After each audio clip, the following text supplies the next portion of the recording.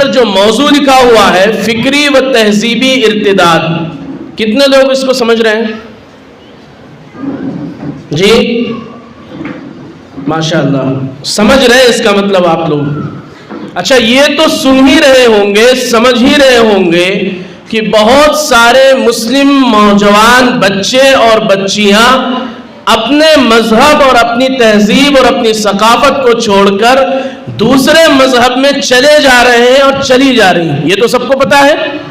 یہ جو آپ کے سامنے ایک برننگ ایشو لکھا ہوا ہے، جو ٹاپک ہے، یہ اسی لیے ہے تاکہ ہم یہ سمجھ سکیں آج کے اس ڈسکشن کے ذریعے سے کہ یہ کیوں ہو رہا ہے، اس کے ریزنز اور اسباب کیا ہیں اور اس کا حل کیا ہو سکتا ہے۔ آپ کہیں گے صاحب ہمارے یہاں تو بہت کم کیسز ہیں، ریئرلی 1-2 کیسز ہیں، آپ یہاں کیوں اس پر بات کر رہے ہیں؟ ہم یہ کہیں گے کہ ہندوستان کے کسی بھی کونے پر اگر کوئی باطل قوت اٹھتی ہے تو یقین جانیے اس کو سب سے زیادہ،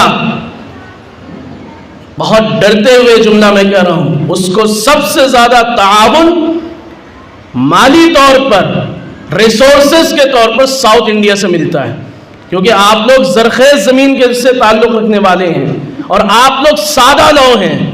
آپ کے سامنے دین کے نام پر جب کوئی آ کر باہیں پھیلاتا ہے، ہاتھ کھولتا ہے، تو آپ باہیں پھیلا کر اس کا استقبال کرتے ہیں، یہ آپ کی صفت ہے۔ نارتھ انڈیا میں ہم لوگ یہ کہتے ہیں کہ اگر یہاں کوئی دینی مشن قائم کرنا ہے تو ساؤتھ والوں کو ساتھ میں دینا ضروری ہے، یہ ہماری آپ سے امیدیں ہیں۔ تو جب دین کے نام پر لبادہ اوڑھ کر دین سے پھیرنے کے لیے بہت ساری مہم اور کیمپین کہیں بھی چلائی جائیں گی تو اس کا لازمی اثر یہاں بھی ہوگا۔ اس لیے آج تیاری کر کے رکھنا ہے کہ جب کوئی ایسی باطل طاقت یہاں پر آئے اور پیر پسارے، جب کوئی نظریہ اور آئیڈیالوجی یہاں پر آ کر کام کرنے لگے تو ہم پہلے سے الرٹ موڈ پر ہیں۔ باڑھ آنے سے پہلے گورنمنٹ کی طرف سے اعلان کیا جاتا ہے نا کہ وارننگ ہے، پانی یہاں تک پہنچ چکا ہے، اب یہاں تک اگر پہنچے گا تو بستیاں ڈوب جائیں گی۔ وہاں کے لوگ ہجرت کرنا شروع کرتے ہیں اور جو رہتے ہیں وہ اس علاقے کو کیسے سیف کرنا ہے اس کے بارے میں سوچتے ہیں۔ فکری اور تہذیبی ارتداد کو سمجھنے کے لیے میں 5 منٹ میں آپ کے سامنے اس کا ایک بیک گراؤنڈ پیش کرنا چاہتا ہوں، آپ کا ذہن کلیئر ہو جائے گا، پھر باتیں آپ کو سمجھنی آسان ہو جائیں گی۔ میں آپ سے عرض کرنا چاہ رہا ہوں، آپ کو یہ معلوم ہے کہ دنیا میں مسلمانوں کے علاوہ کوئی ایک ایسا مذہب بتائیے کہ جس کا سب سے زیادہ پاپولیشن ہے، جس کے سب سے زیادہ ماننے والے ہیں؟ کون سا مذہب ہے؟ عیسائیت ہے، کرسچنزم ہے، کرسچینٹی ہے۔ کرسچینٹی کی بنیاد میں 2 چیزیں ہیں۔ ان کا ایک سسٹم ہے جو چرچز سے چل کر اور پوری کرسچن کمیونٹی پر لاگو ہوتا ہے، یعنی ان کے یہاں چرچ کا جو پادری ہوتا ہے، جو پوپ ہوتا ہے، وہ سب کچھ ہوتا ہے، وہ جو فیصلے کرتا ہے پوری کرسچن کمیونٹی کو اس کو ماننا ہوتا ہے۔ آپ کو یہ بھی معلوم ہے کہ روم کرسچنز کا، کیتھولک کرسچنز کا اور پروٹسٹنٹ کرسچنز کا سب سے بڑا گڑھ ہے کہ نہیں ہے؟ پوپ بینیڈکٹ کہاں رہتے ہیں؟ روم میں رہتے ہیں۔ میں جو بیک گراؤنڈ آپ کو بتانا چاہ رہا ہوں وہ اس لیے ضروری ہے ہسٹوریکل طریقے پر سمجھنا، اس کے بغیر آپ اس ارتداد کو نہیں سمجھ سکتے۔ چرچز نے ایک وقت میں اپنی آبادیوں کو اور اپنی کمیونٹیز کو اتنا مجبور کیا، انہوں نے ٹیکسز اتنے وصول کرنے شروع کیے، اتنے ساری انہوں نے شرطیں لگائی، ہر گھر سے ایک عیسائی لڑکی کو انہوں نے چرچ کے نام وقف کرنے کا ایک آرڈر جاری کر دیا۔ انہوں نے کہا کہ ہمیں راہبہ بنانا ہے، چرچ کی خدمت کرنی ہے، جیسے حضرت مریم علیہ السلام نے چرچ کی خدمت میں پوری زندگی گزاری ہے، ایسے ہی ہمیں ہر گھر سے ایک لڑکی چاہیے جو چرچ کی خدمت کرے۔ پہلے یہ رضاکارانہ طور پر تھا، والنٹری تھا، چرچز نے اس کو بالکل کمپلسری کر دیا۔ چرچز نے یہ کہا کہ عیسائیت کی اور مشنری کی تبلیغ کے لیے اور دعوت کے لیے ہمیں فنڈ چاہیے، لہٰذا ہمیں ٹیکسز چاہیے، آپ جو کمائیں اس کا 20% آپ دیں گے، آپ جو کچھ کھیت میں جو غلے آپ تیار کریں اس کا اتنا % آپ کو دینا پڑے گا۔ یہ وہ ظلم تھا جس کے خلاف کچھ لوگ کھڑے ہو گئے، انہی لوگوں میں سے، انہی کرسچن کمیونٹی سے ان لوگوں نے کہا کہ ہم مذہب کو مانتے ہیں اس لیے تاکہ ہماری صحیح گائیڈنگ ہو سکے، ہم مذہب کو اپنے اوپر مسلط نہیں ہونے دیں گے، لہٰذا مذہبی ٹھیکیداروں کو سمجھ لینا چاہیے کہ ہمیں آزادی چاہیے۔ وہاں سے ایک مومنٹ کھڑا ہوا پوری دنیا میں جو آج ایک آئیڈیالوجی کی شکل میں اور ترقی یافتہ دنیا کا ایک سمبل بن گیا ہے، جس کو لبرلزم کہتے ہیں۔ لبرل کا معنی کیا ہوتا ہے؟ لائبر دو الگ الگ لفظ ہیں، لیٹن لینگویج کا یہ لفظ ہے، یہ ایک ٹرمنالوجی یوز کی جاتی ہے کہ جو اپنے آپ کو آزاد رکھنا چاہتا ہو وہ اپنے آپ کو لبرل کہے گا۔ جو لوگ لٹریچر پڑھتے ہیں وہ جانتے ہیں کہ لبرلزم کی یہ بنیاد ہے، چاہے کانٹ نے اور چاہے جان لاک نے اور جن لوگوں نے بھی اس کو شروع کیا، اس کا بیک گراؤنڈ یہ تھا کہ وہ مذہبی ٹھیکیداروں کے ان مظالم سے آزادی چاہتے تھے۔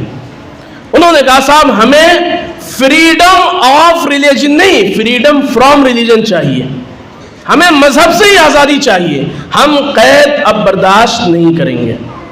اب کیا ہوا؟ انہوں نے جب پوری دنیا کو آزادی کا سبق دینا شروع کیا تو دنیا کے وہ لوگ جو ان مذہبی غنڈوں سے پریشان تھے، جو اپنی بہن بیٹیوں اور بچیوں اور بچوں کی حفاظت چاہتے تھے، انہوں نے لبیک کہا، اور پوری دنیا میں کرسچن مذہب کے مقابلے میں ایک نیا نظریہ وجود پایا جس کو لبرلزم کہتے ہیں۔ سمجھ رہے ہیں آپ؟ سمجھ میں آ رہی میری بات؟ اس لبرلزم کی بنیاد اس لیے پڑی تھی کہ آزادی چاہیے۔ وہ آزادی کیسی ہوگی اس کی کوئی لمٹ نہیں طے کی گئی، وہ آزادی ہر علاقے کے لوگوں کے مزاج کے حساب سے ہوگی۔ ہندوستان میں الگ الگ کمیونٹیز کے عورتوں کی آزادی کا مطلب یہ ہے کہ کوئی یہ کہتا ہے کہ ان کو ہم نقاب نہیں پہنانے دیں گے، نقاب نہیں پہننے دیں گے کیونکہ یہ دقیانوسیت ہے، اولڈ فیشن ہے، اب عورتوں کو بغیر حجاب اور نقاب کے چلنا چاہیے۔ ویسٹرن کنٹریز میں کچھ ممالک ایسے ہیں جہاں آزادی کا مطلب یہ ہوتا ہے کہ عورتیں اپنے شارٹس کپڑوں میں باہر آ جائیں، کوئی مسئلہ نہیں ہے۔ کچھ کنٹریز ایسے ہیں جو کہتے ہیں کہ آزادی کا ڈیفینیشن یہ ہے کہ عورت انڈر گارمنٹس میں باہر آ جائے تب بھی کوئی فرق نہیں پڑتا، اور اس سے بھی آگے LGBTQ کا جو اب پورا مومنٹ پوری دنیا میں چل رہا ہے، ان کا یہ کہنا ہے کہ آزادی کا مطلب یہ ہے کہ عورت ننگی ہو کر باہر آ جائے، مرد ننگا ہو کر باہر آ جائے، کوئی فرق نہیں پڑتا۔ سمجھ رہے ہیں آپ لوگ؟ کوئی لمٹ اس آزادی کی طے نہیں کی۔ کیوں نہیں طے کی؟ کیونکہ جن لوگوں نے بغاوت کی تھی وہ کسی مذہب کو فالو نہیں کرتے تھے۔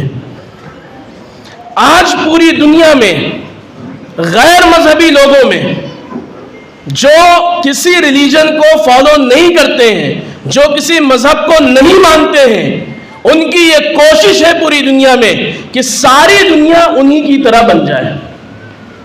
وہ یہ چاہتے ہیں کہ پوری دنیا کسی بھی مذہب کو فالو کرے، کلچر اور تہذیب میں ان کی طرح ہونا چاہیے۔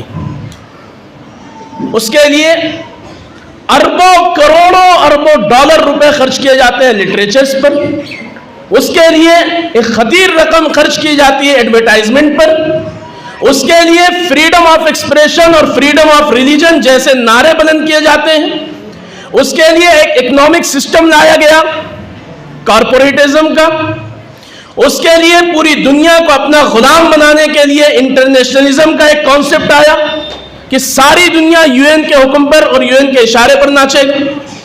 یہ ساری چیزیں کن لوگوں نے شروع کی؟ جو اپنے آپ کو مذہب سے آزادی کا نعرہ دے کر دنیا میں لائے تھے۔ سمجھ گئے آپ لوگ اس بیک گراؤنڈ کو؟ اب ہمارا جو ملک ہے، ہم جس ملک میں رہتے ہیں، اس کے خمیر میں اور اس کی بنیاد اور فاؤنڈیشن میں شروع سے کسی نہ کسی مذہب کو ماننا ہے۔ اسلام سے پہلے ویدک دھرم یہاں پر تھے۔ ویدک دھرموں کا دو حصہ ہوا، سناتن دھرم اور ہندو دھرم۔ ایک مذہب بنا بتوں کی پوجا والا، اور ایک جو بتوں کی پوجا کی مخالفت کرتا ہے۔ اسلام آیا، اسلام کو لوگوں نے قبول کیا۔ عیسائیت آئی، عیسائیت کو لوگوں نے قبول کیا۔ جتنے بھی آسمانی غیر آسمانی مذاہب آئے، اس ملک کے لوگوں نے ہر مذہب کو قبول کیا ہے، کیونکہ یہاں کی خمیر میں مذہب پر اور مذہبی احکامات پر عمل کرنا ہے۔ چاہے وہ حق مذہب کو قبول کریں اور چاہے غیر حق مذہب کو قبول کریں، وہ ایک الگ بحث ہے۔ یہ جو میں نے آپ کے سامنے کچھ باتیں رکھی ہیں، یہ میں وہاں آپ کو لانا چاہ رہا ہوں جو آپ کا یہ موضوع ہے، تہذیبی اور فکری ارتداد۔